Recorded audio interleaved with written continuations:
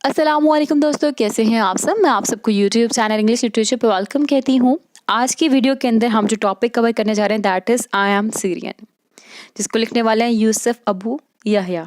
एक Syrian writer है हमारे, और इस बुक को ट्रांसलेट किया है, इस पोएम को ट्रांसलेट किया है गदा अलतराश ने। अब ये poem basically Syrian civil war के कॉन्टेक्स्ट में लिखी गई है। First of all, civil war क्या होता है? सिविल यानी कि जो आम आवाम होती है, जब वो जंग करने लग पड़े, जिसे हम खाना जंगी भी कहते हैं। अभी क्यों होती है?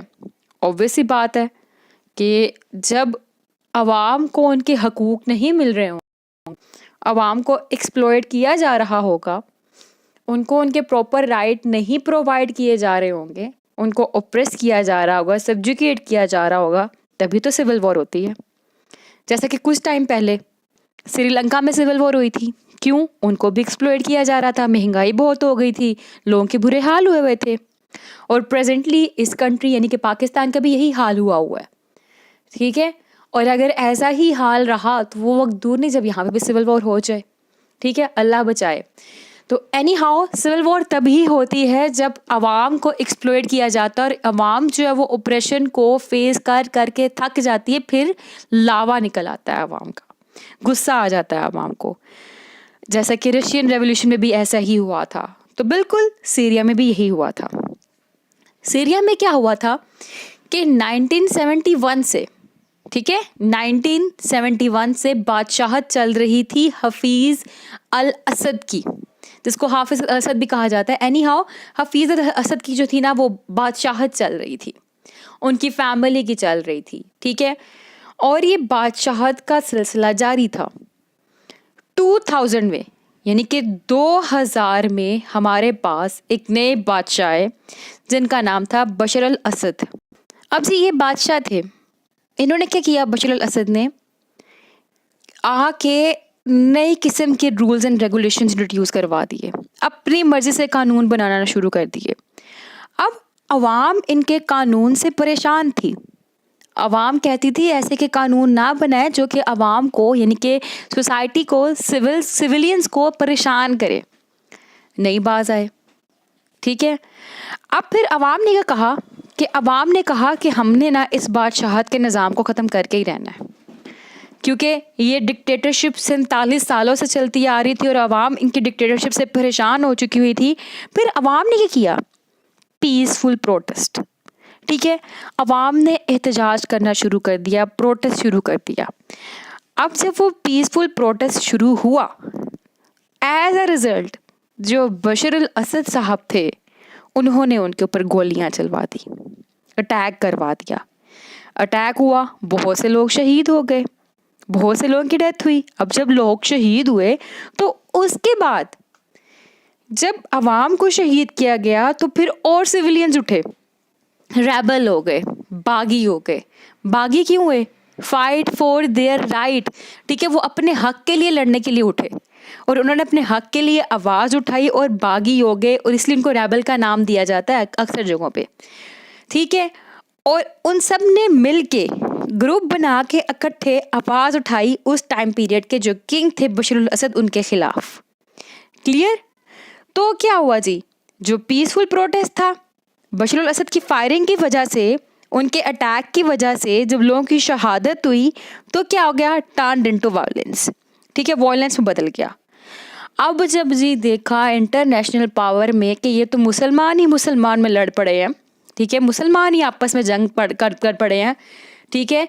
हुकूमत यानी कि जो उस टाइम पे चल रही है, गवर्नमेंट डिक्टेटरशिप चल रही है उस टाइम पे, वो और साथ में जो पब्लिक है वो उनकी नहीं बन रही। उन्होंने मौका देखते हुए फ़ायदा उठाया।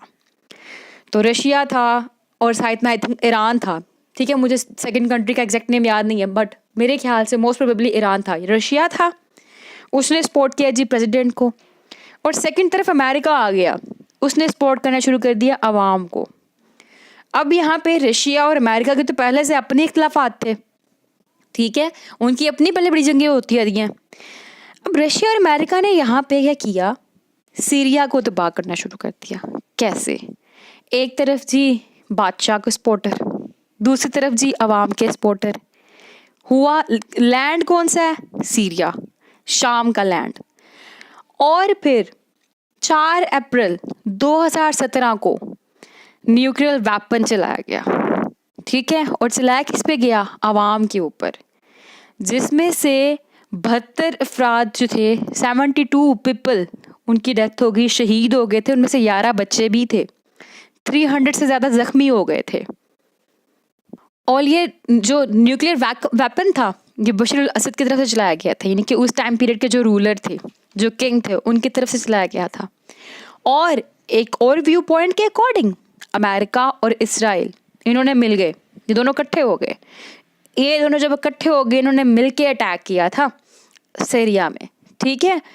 जैसा कि अगर आपको ट्विन टावर का वाक़या याद हो, 9/11 का अटैक, ठीक है, तो कहा जाता है ना कि वो एक फ्लैगशिप अटैक था, यानी कि इन्होंने जानबूझ के वो अटैक किया था, इल्ज़ाम मुसलमानों पे लगा दे ताकि अफ़गानिस्तान में दाखिल हो सके, उनकी ज़मीन को डिस्ट्रॉय कर सके, मुसलमानों को तबाह कर सके, है ना। बिल्कुल वैसे ही कहा गया कि ये अटैक भी अमेरिका और इसराइल ने मिल के किया था, फ्लैगशिप अटैक था ये, ताकि वो सीरिया में दाखिल हो सके। अब हुआ क्या? अटैक हो गया, लैंड क्या हुई? डिस्ट्रक्ट हो गई, ज़मीन पे तबाहियाँ आ गई, बर्बादी आ गई। On the other hand Russia और अमेरिका, इनके दरमियान भी काफ़ी टेंशन थी, और टेंशन और बढ़ती गई। और इन्होंने ये किया कि वही बात, सीरिया की लैंड को गर्दन बना ली और वहाँ पे आके अपना जो है ना एटमी धमाके करना शुरू कर दिया, अपनी फायरिंग करना शुरू कर दी, जिससे काफ़ी ज़्यादा ब्लड शेड होना शुरू हो गया। तो इन शॉर्ट, ये जो सिविल वॉर थी ना, इसका इंटरनेशनल पावर ने बहुत फ़ायदा उठाया, जिससे काफ़ी ज़्यादा मुसलमान शहीद हो गए थे। और फर्दरमोर बशर अल असद जो थे, उन्होंने काफ़ी ज़्यादा ब्रूटल ट्रीटमेंट किया था अपनी आवाम के साथ, जिसकी बेस पे उनके बारे में वॉर क्राइम रिपोर्ट भी सबमिट करवाई गई थी। क्योंकि ये ज़बरदस्ती जो इनकी बादशाहत थी, ये जो किंगशिप चल रही थी इनकी, बशर की फैमिली की, वो ज़बरदस्ती हुई थी। ये काबिज़ हुए थे, कब्ज़ा किया हुआ था इन्होंने, और ये हटने का नाम ही नहीं ले रहे थे। तो ये बैकग्राउंड था सीरियन की सिविल वॉर का। फर्दरमोर एक पॉइंट के अकॉर्डिंग, या एक व्यू पॉइंट के अकॉर्डिंग, ये भी कहा जाता है कि ये सेक्टेरियनिज़म के नेम पे भी शुरू हुई थी वॉर, क्योंकि जो बशर अल असद थे वो शिया फैमिली से बिलोंग करते थे, और जिन्होंने एहतजाज के जो प्रोटेस्ट किया था वो सुन्नी थे। तो इसके अकॉर्डिंग मतलब शिया सुन्नी कॉन्फ्लिक्ट भी दिखाया गया था। लेकिन जो मेजर कॉज बना डिस्ट्रक्शन का, वो आपको मैंने बताया, इंटरनेशनल पावर की इन्वॉल्वमेंट, ठीक है, ये मेजर कॉज बना था डिस्ट्रक्शन का।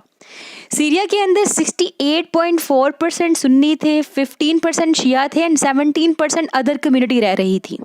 और शिया सुन्नी और अदर कम्युनिटी का पॉइंट मैंने क्यों बताया? क्योंकि पोइट इस पोएम के अंदर डिफरेंट सेक्ट्स के नेम लेगा, ठीक है, इसीलिए। तो क्लियर, आपको बैकग्राउंड आप अच्छे से समझ लग गया। अब हम देखते हैं हमारी पोएम में क्या कहते हैं यूसुफ साहब। I am a Syrian, exiled in and out of my homeland, and on knife blades with swollen feet I walk.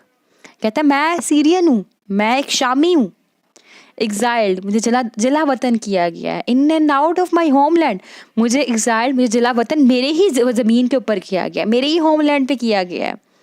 And on knife blades with swollen feet I walk, और कहता है कि ये ज़मीन जो है ना, ये मेरे लिए तेज़ चाकू की तरह बना दी गई, कि यहाँ पे मेरा चलना मुश्किल कर दिया गया, मेरे पाँव में छाले बन गए, मेरे पाँव सूज गए, और आई वॉक, मैं इस ज़मीन पे चल रहा हूँ। I am a Syrian, Shiite, Druze, Kurd, Christian, and I am Alawite, Sunni and Circassian. अब यहाँ पे उसने डिफरेंट सेक्ट्स के नेम लिए हैं। वो कह रहा है हर पहचान मेरी पहचान है। शायद कहते हैं शिया को, ड्रोज भी एक फ़िरका है, कर्ड भी एक फ़िरका है, क्रिश्चियन भी फ़िरका है, अलवाइट ये भी शिया से रिलेटेड एक फ़िरका है, फिर सुन्नी भी एक फ़िरका है, और सिरकासियन ये भी एक फ़िरका है। ये भी सुन्नी की तरह का एक फ़िरका है, सुन्नी मुस्लिम को रेफ़र करता है, ठीक है, यानी कि कहते हैं सारे फ़िरके में ही है, मैं सारे फ़िरकों के अंदर आता हूँ, यानी कि ये हर पहचान मेरी पहचान है।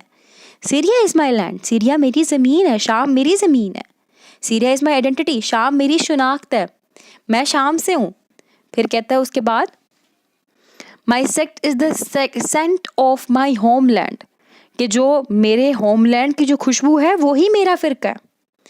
ठीक है, कि मेरा land is everything for me.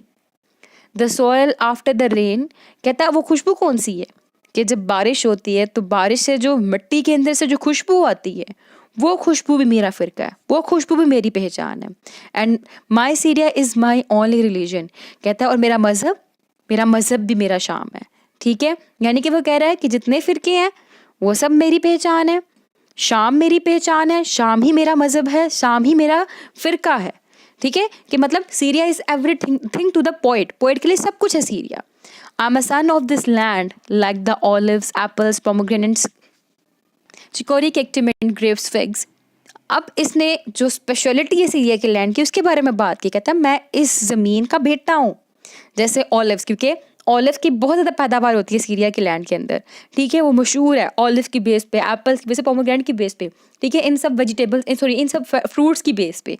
तो कहता है जिस तरह ये सारे के सारे पार्ट है सीरिया के लैंड का, इसके अंदर सीरिया जो है बहुत मशहूर है और जितने भी ज़्यादातर कंट्रीज़ हैं वो सीरिया से सब कुछ लेते हैं। इस तरह बिल्कुल वैसे मैं भी सीरिया का पार्ट हूँ, मेरी भी पहचान सीरिया है, मेरी भी पहचान शाम है। So what use are your thrones, कहता है फिर तुम्हारे इन थ्रोन्स का क्या फ़ायदा हुआ, तुम्हारे ताजो तख्त का क्या फ़ायदा। Your Arabism, your poems and your elegies, कि तुम्हारा अरबी होना और तुम्हारा फिर अरबी होने पे तुम्हारा गरूर करना। योर पोएम्स, तुम जो नज़में लिखती हो वो सारी नज़में, एंड योर एलिजीज़, तुम जो दुख भरी नज़में लिखते हो, कहानियाँ लिखते हो, पोएम्स लिखते हो, वो सब कुछ, उन सब का क्या फ़ायदा, क्योंकि तुम्हारी बादशाहत की बेस पे, तुम्हारे गरूर की बेस पे, तुम्हारी शायरी, तुम्हारी एलिजीज़ की बेस पे तुम तो सिर्फ इस लैंड के ऊपर रूलरशिप कायम करके बैठे हुए थे। फिर डेथ, डिके, डिस्ट्रक्शन हुआ, सिविल वॉर हुई, और उससे क्या हुआ, तुमने कुछ भी एक्ट नहीं किया, तुमने तो वतन को बचाने की कोई कोशिश ही नहीं की। तो क्या तुम्हारे अल्फाज मेरे लैंड को वापस ला सकते हैं? Will your words bring back my home, क्या तुम्हारे अल्फाज मेरे घर को वापस ला सकते हैं? And those who were killed accidentally, और वो जिनको एक्सीडेंटली हादसाती तौर पे मारा गया, क्या उनको वापस लाया जा सकता है? Will they raise tears shed on this soil, कि जो इस ज़मीन के ऊपर आंसू बहाए गए, क्या तुम उनको मिटा सकते हो? आई am a son of that green paradise, मैं इस सरसब्ज पैराडाइज, सरसब्ज जन्नत का बेटा हूँ। सरसब्ज जन्नत यहाँ पे रेफर कर रहा है सीरिया को। माई होम टाउन, ये मेरा होम टाउन है। But today I am dying from hunger and thrust, लेकिन आज मैं प्यास और भूख से मर रहा हूँ। अब यहाँ पे बहुत पेनफुल लाइन्स आने वाली हैं। जैसे कि प्रीवियस में बताया कि ये लैंड है जहाँ पे अनार थे, जहाँ पे एप्पल थे, जहाँ पे अंगूर थे। ये वैसा लैंड है जहाँ पे ऑलिव्स की पैदावार बहुत ज़्यादा थी, ग्रीनरी थी हर जगह पे, जो ग्रीन पैराडाइज था। लेकिन यहाँ पे लोगों को मारा गया, यहाँ पे लोगों को शहीद किया गया, लोगों के घरों को तबाह कर दिया गया, लोगों के आंसू बहे। और कहता है आज क्या हो रहा है? Today I am dying from hunger and thrust, मैं प्यास और भूख से मर रहा हूँ। खाने के लिए कुछ नहीं है, पीने के लिए कुछ नहीं है। Barren tents in Lebanon and Amman are now my refugee, अब मेरी पनाहगाह क्या बन चुकी हुई है? बंजर टेंट्स। ठीक है, टेंट जहाँ पे खैमा होता है, खैमे को कहते हैं टेंट। ठीक है, एक बंजर, एक खाली टेंट लगाया गया हुआ है, वो कहाँ पे है? लेबनान में है, अमान में है, और ये क्या मेरी पनाहगाह बन चुके हुए हैं, और कुछ भी रहने के लिए यहाँ पे जगह नहीं बची, सब कुछ तबाह, डिस्ट्रक्शन हो चुकी है, डेथ, डिके, तबाहकारियाँ हो चुकी हैं यहाँ पे, न्यूक्लियर पावर की वजह से, वेपन्स की वजह से। But no land except my home land will nourish me with its grains, कहता है लेकिन कोई भी ज़मीन सिवाय मेरे होमलैंड के, जो इसका होमलैंड सीरिया है, कोई भी ज़मीन कुछ भी नहीं कर सकती। ठीक है, will nourish me with its grain, कोई भी ज़मीन मुझे अपने अनाज से नोरिश, मेरी पैदावार नहीं बढ़ा सकती, मुझे बिल्कुल ठीक नहीं कर सकती। जो ज़मीन मुझे ठीक कर सकती है वो सिर्फ मेरा होमलैंड सीरिया है। Nor will all the clouds in this universe quench my thirst, कहते जितने भी बादल हैं इस यूनिवर्स के अंदर, वहाँ से जितना पानी बरसा दिया जाए और वो सारा पानी मुझे पिला भी दिया जाए, तब भी मेरी प्यास नहीं बुझ सकती। मेरी प्यास सिर्फ और सिर्फ मेरे होमलैंड सीरिया से ही बुझेगी, मेरी भूख सिर्फ और सिर्फ मेरे होमलैंड सीरिया से ही बुझेगी। ये थी हमारी पोएम आई एम सीरियन। काफ़ी इमोशनल पोएम थी और हमारी पोएम यहाँ पे ख़त्म हुई। इसमें बेसिकली सारा वो सिविल वॉर का टाइम पीरियड दिखाया गया कि उससे क्या डेथ के डिस्ट्रक्शन हुआ, उससे लोगों ने क्या क्योस फेस किया। ठीक है, और इंटरनेशनल पावर्स ने क्या फ़ायदा उठाया था, फिर उसके बाद लोगों की किस तरह से शहादतें हुई, सो ऑन, ये सब कुछ बताया गया है इस पोएम के अंदर। तो आई होप कि आपको ये पोएम क्लियर हो चुकी होगी। Thank you for watching this video. Video पसंद है वीडियो को लाइक भी करिएगा, हमारे चैनल को सब्सक्राइब करना मत भूलिएगा और दुआ में खास याद रखिएगा। अल्लाह हाफिज़।